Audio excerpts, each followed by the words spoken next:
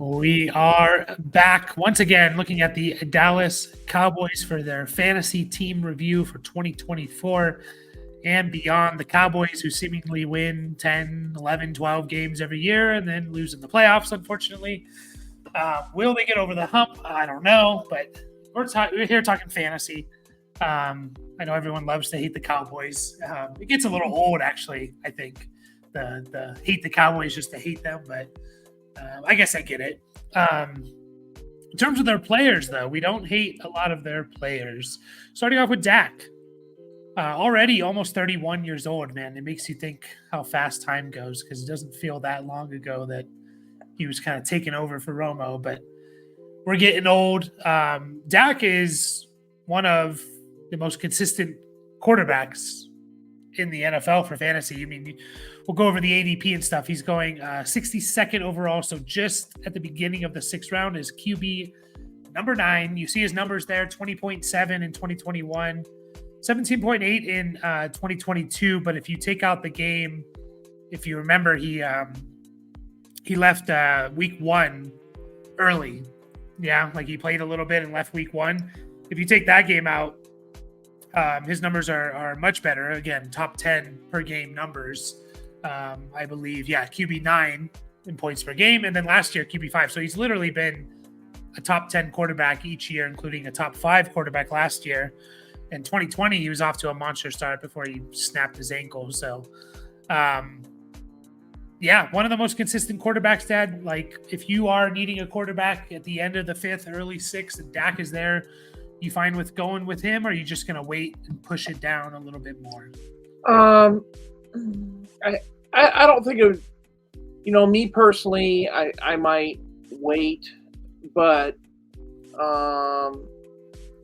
I believe he's one of the better quarterbacks in the NFL. Yeah. So, if CeeDee Lamb is going to be playing and Jake Ferguson and stuff like that, his numbers, his fantasy numbers are going to be really good. So, it's not a bad spot to be drafting him. He can't. It's not a bad choice. His numbers are really good. So coaching staff has not changed. So, things should be the same. Yeah. I know everyone was worried when Kellen Moore was leaving, and then Mike McCarthy made a comment in March, like, oh, we're going to try and run the ball more. And everyone was freaking out the entire 6 months of the offseason. And I'm just like, dude, he said something in passing in March, and then they led the league in completions, in touchdowns, right? So over 35 touchdowns 2 of the last 3 years for Dak, 23 in the year where he missed 5 games. So that was on pace for 33 touchdowns. So yeah, I guess my only hesitation about taking Dak here is I look at some of the other guys and, Jared Goff, essentially 30 picks later. Even Tua, maybe. I'm not huge on Tua, but, Trevor Lawrence, Kirk Cousins is over 40 picks later. Like, I think these guys aren't going to be that far off from what Dak's going to give you, and you can literally get them, 3-4 rounds later. So yeah, those names and numbers that you just said, those are all true fact. I think Kirk Cousins is poised for a big year, and we know Detroit's offense is going to be good. So you're going to have decent stuff out of. Same thing, with the Dolphins. Why isn't Tua, with their wide receiver? But anyway. Yeah. So that's the only case. Like, am I confident Dak's going to be a top 9 quarterback in points per game? Yeah, I am. But I also think those other guys I mentioned, 40 picks later, could also be top 9 to 12. So the running backs are interesting because there's definitely going to be value here, but we just don't know where it's going to come from, and it's reflecting in the ADP. The old familiar, Ezekiel Elliott, is back, 29 years old. He's down there at 120th overall, round 10 as RB40. So not even considered an RB3 at this point.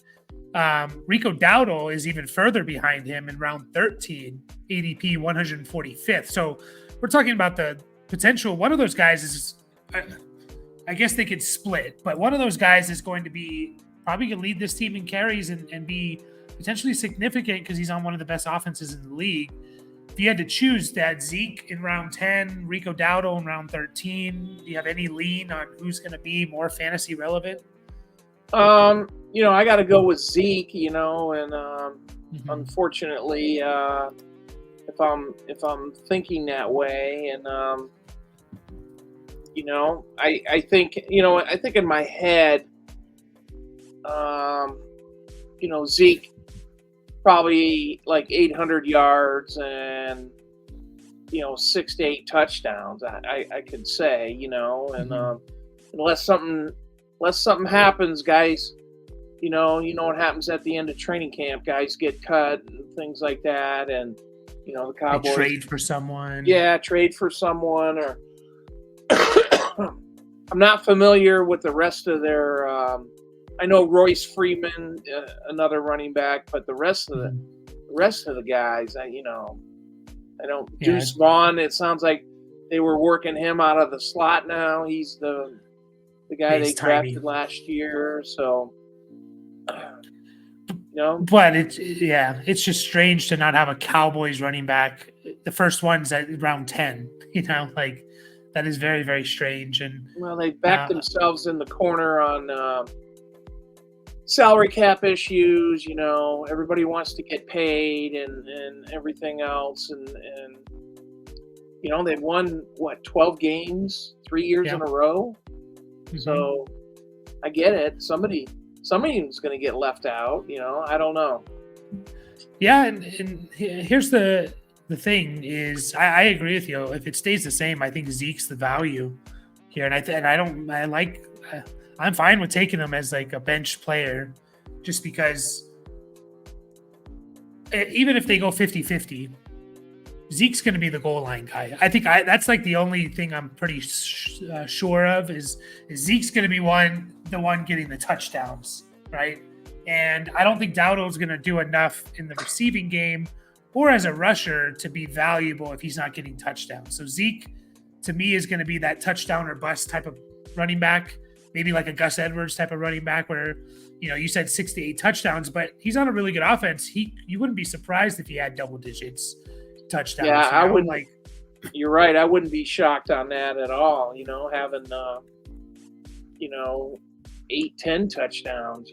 So yeah, I was trying to be conservative and say 6 to 8, but no, which is fair. He caught 51 passes last year, Zeke. I think that surprises some people.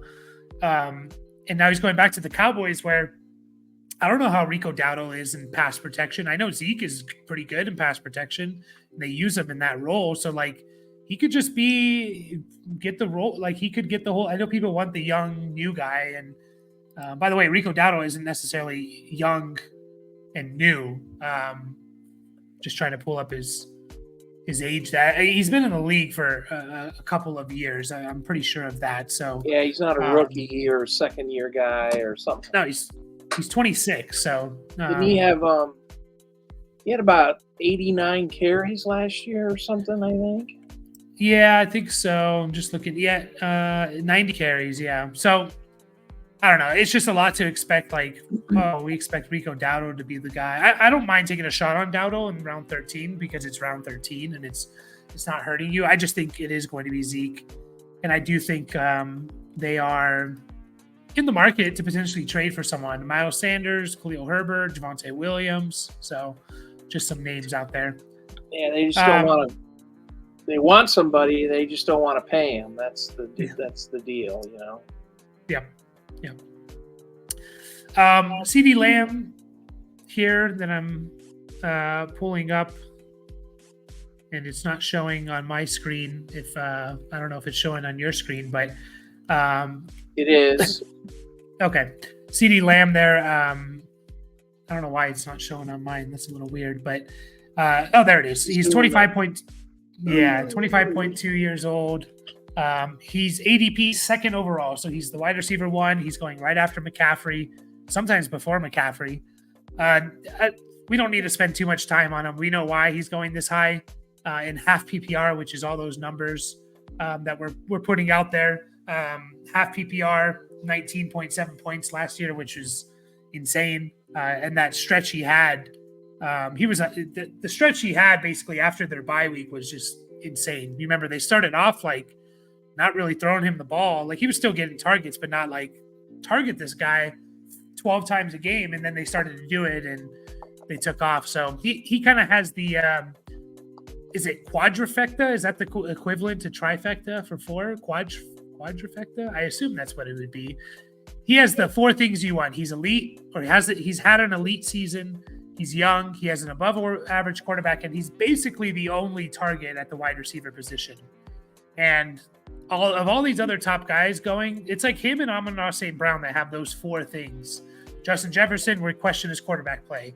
Jamar Chase and Tyreek Hill, they have like a Robin to their Batman on the other side, which could cause a couple games of little inconsistency.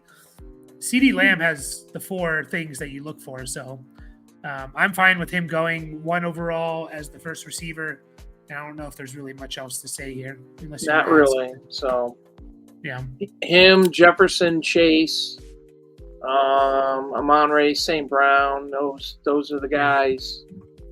If those studs. If they fall into your lap in the first round, don't be crying. Yeah, definitely. The other receivers, though, it's interesting because you would assume this team that had a quarterback that led the team led the league in passing touchdowns, threw for over 4,500 yards, that we would have a second consistent option at receiver. We just don't. It's Brandon Cooks is still there, and surprisingly, I don't think a lot of people realize this. He did score 8 touchdowns last year, but fact of the matter is he hasn't been over 700 yards in 2 straight years. He's 31 years old, or he'll be 31 to start the year, essentially.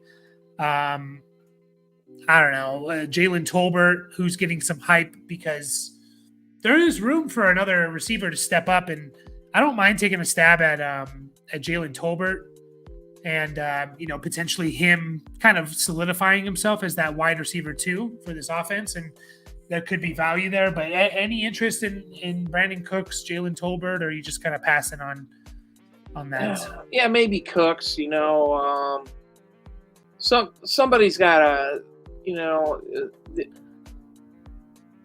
Cooks was a 1,000-yard receiver on like 3 different teams. So, but he has come back to earth a little bit. But he's still there, and he's Cowboy number 2 wide receiver. So he's 81 targets is not really great. So.